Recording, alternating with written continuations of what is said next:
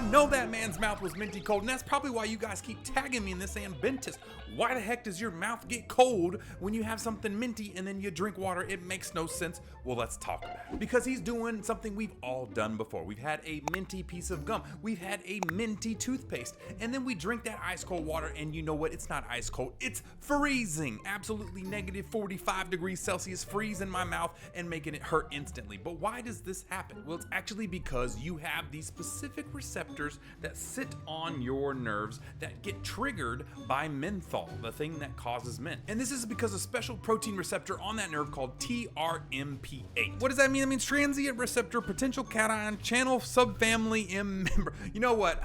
It doesn't matter what it is called. You see, you have these receptors when cold comes in, something cold triggers to your brain, says, hey, this is cold. But then the menthol actually binds to the same receptor, tricking your receptor into triggering the cold response. So yes, it's actually faking the cold. And so when you take water, which actually naturally at room temperature is actually colder than your body, when those trigger it, it causes this massive increase in cold all of a sudden, which is kind of wild when you think about it, because you can just literally just change an illusion of your biochemistry all over the place. So I wonder what else we're getting illusioned on just from random receptors getting hit. Kind of wild when you think about it. Is it cool? Yes. Is it a biohack that maybe you could use to survive some desert heat wave? Maybe, but at least now you know. All right. Ooh, I love these. All right, we got Dr. Centro Especializado. Okay, it looks like we're doing a filling. So this is a front filling. These happen on the front a lot, but they normally transfer into the middle of the tooth, and that's what you're seeing here. So what we have to do is we actually go in through the grooves, because the grooves tend to be where all this cavitation and disease kind of present itself. And you've got to clean out all these little grooves, or else any little bit of bacteria left in your mouth can just continue to flourish, and then that cavity becomes a cavity again, even after you fix it. So that brown and black stuff, that's the actual cavitation there. You can see the yellow layer there, the lighter yellow layer there, that's actually dentin, that's healthy.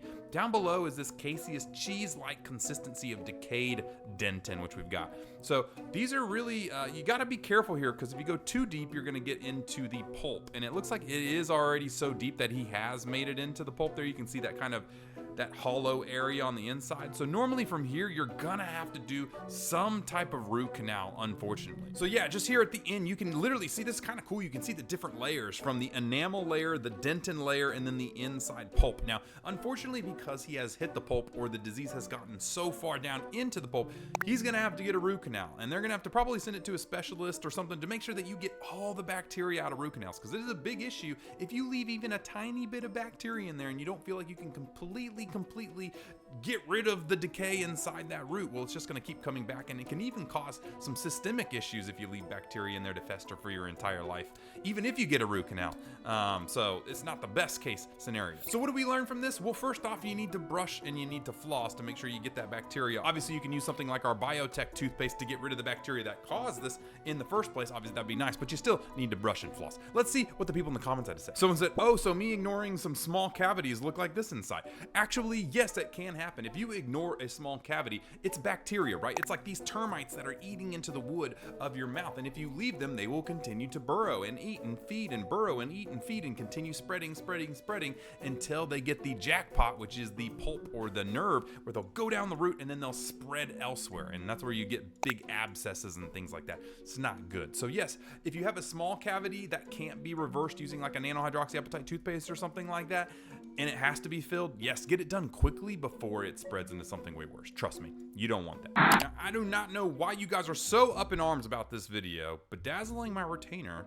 So I actually went, wait, is this like a, oh my God, is it like all the girls are like, it's a sleepover retainer bedazzling party? Oh my gosh, you guys tagged me, I think more in this video than I have been tagged in videos in a long time. It has almost 1 million likes and has almost 8 million views, which means that you guys are probably all wondering, can I do this, Bentist? And what's gonna happen if I do? Well, first off, there's two things here, because one thing is the retainer is useless if you're not gonna wear it, okay? And so if you're really not gonna wear it unless it's bedazzled, then I guess maybe that's a win because you wear it, but there's obviously some big issues here. One, are you using superglue to put it on? Superglue's kind of toxic, and if you have that in your mouth and it's just leaching in your mouth while you sleep every night, that's not good.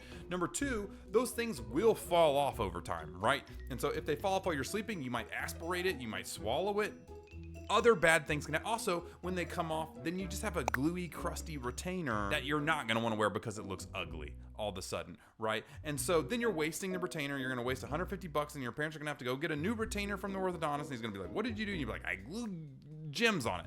I don't know, it's really making me think that I should just make a permanent option for you guys to make retainers with bedazzles on them. Wouldn't that just be nice? But anyways, let's see what the comments had to say because you guys were all up in arms in my DMs, that's for sure. Waiting for the Bentist. Well, I'll go ahead and do it for you. I haven't done one of those in a minute. Someone else said the Bentist live was right above this and somebody else has a picture of me going, guys, I get it. I see it. Okay. I don't think you guys need to tag me, one, to snitch on these people, although I do appreciate the tags, and two, I'm here. And I'm telling you, don't do this, even if you think it's cool. But I don't know, what do you guys, let me know down below. Would you do a bedazzled retainer? Should I make a bedazzled retainer that is just like a safe one that doesn't have any chemicals and glue that you can wear forever? I think that would be kind of cool. I don't know how I would do it, but it could be cool. All right, 1,000 sugar cubes versus a guy. Oh my gosh, dude, would you end your, I mean, like the holy IBS? Like, this could be, like, could this kill you? Like, you know how, like, if you have too much water, it can kill you? If you have too much sugar in one sitting, could it take you out? Because that's gotta be unhealthy. Oh my gosh. You know, the funny thing is, a lot of you guys tagged me in this and said, Bentist, sugars cause cavities. And the fun fact you guys probably don't know is that sugar doesn't cause cavities. It's a fuel source for the thing that does cause cavities, which is bacteria, particularly S. mutans, which is insane. You know, and so, is the sugar gonna do anything to his mouth? Well, he has a lot of bacteria S. mutans, and yeah, it will. But more than likely, it's probably just gonna give him the Bentist, to be honest. I would highly not recommend eating that much sugar. That's gotta be bad. Oh my gosh. So no, I don't think you should do this, because if you do have those bacteria in your mouth, it's gonna cause havoc because it's gonna be a giant fuel source for that bacteria to just rip into your teeth and cause cavities. That is, unless you have something like our new biotech stuff, the nanolipid particles that we made, that we invented to actually go and directly take out S. mutans directly without harming any of the good bacteria. First oral care company in the world to do this, by the way. So technically, if you don't have any S. mutans in your mouth, you could eat as much sugar cubes as you want and you'll never get a cavity if you had 0 S. mutans. You know, so if you wanna do something to reduce that levels and get you in a better spot, you can check those out too, but regardless, doesn't really matter. I'm not trying to sell it. I'm just, sugar, yeah, don't do that. Don't do that. Alrighty, what the heck is that? Looks like a toe sticking out of their nose. Where is this? I'm concerned at what is going on here. So this is very interesting when you look at this thing. Is it probably fake? Could be like some makeup or something that they could put on there? Yes, could be. Is this possible? Yes. Actually, we have a medical or a dental terminology for this called the mesiodens, which is an extra tooth that basically buds and pops up in the middle of the roof of your mouth. And actually, fun fact, there is existence of it coming out through the nose and having to be removed through the nose. And so that very well could be a mesiodens. That would be the biggest, most obvious mesiodens I've ever seen in my entire life. And if it was at that stage, you could literally just grab it and twist it and pull it out and it would cause no issues at all. So I don't think it's real because they would have removed it by now. So more than likely, probably just somebody faking it, I hope, because that's kind of gnarly if not. Let's see what they say in the comments. Someone says this is an ectopic tooth and it's basically just a misplace of gums and tooth, can be removed but kind of expensive. Yeah, probably not. I'm still claiming fake on this one. But you guys let me know. Do you think it's real or do you think it's fake? I'm going with fake, hopefully. Please. Well, alrighty, on another episode of Is This a Scam or Is This Really True? You've gave me another one, the purple whitening strips this time. If the purple crappy toothpaste wasn't enough, the B34 color corrector, well, don't worry, we've got, oh yeah, I love that. Let's pause on that. Man, look at those toilet bowl white teeth. That's crazy how that just magically did that out of nowhere with definitely no filter. That's not shaking down below when he moves. Yet definitely not illegal to lie about the efficacy of your product or anything. Yeah, okay, yeah, cool. Oh wait, whoa. Why when I pause at 23 seconds, your lower teeth white all of a sudden? They're pretty white, I'm not gonna lie. It looks like you've actually been whitening using something that actually works, like hydrogen peroxide or carbamide peroxide. But why, tell me please. Why are your lower teeth white at 23 seconds, but then 2 seconds earlier they look yellower than the school bus? I'm assuming there's a scam going on here. But for real, we know that these are scams. Okay, purple toothpaste does not work. The V34 type color correctors, the purple whitening strips also don't work, guys. It is not hair. You can't dye your teeth different colors like that. It does not work. I've tried it. Tons of other dentists have tried it. It is a gimmick and a scam. And unfortunately, a lot of people, like this person, don't mind doing illegal advertisements for you guys online lying about the efficacy of their product, which is, I don't know, illegal and shouldn't be allowed on here, but it is. And so all I can do is educate you guys to not waste your money on these products. So no, it does not literally change the game. No, you should not get it. No, you should not give them a hug for the person that told you to do this. You should slap them across the face because they just made you waste. What is this? What does it cost to get these? Like 24, 30 bucks? No, yeah, it's a waste. If you want something that works, I'm not even going to put my product up here for you guys. Any hydrogen peroxide, carbamide peroxide, or a mix of the two will work for you. If it does not have those ingredients in it, it is a scam. The purple whitening strips are a scam. Guess what? The green whitening strips are a scam. Those are just skin lighteners. They try and literally go Michael Jackson mode and turn you from black to white. That's what the green stuff is for. It's actually a skin lightener to change your melanin skin tone. It's not for your teeth. It does not work. All of these things, unfortunately, are not vetted. Nobody is cracking down on this. Nobody cares. Okay. And so, unfortunately, it's my only job to try and point these guys out. So nothing against this person. He's just scamming you. None of the products he's pushing actually work. Let's see if anybody in the comments said anything about it. Oh, I love it.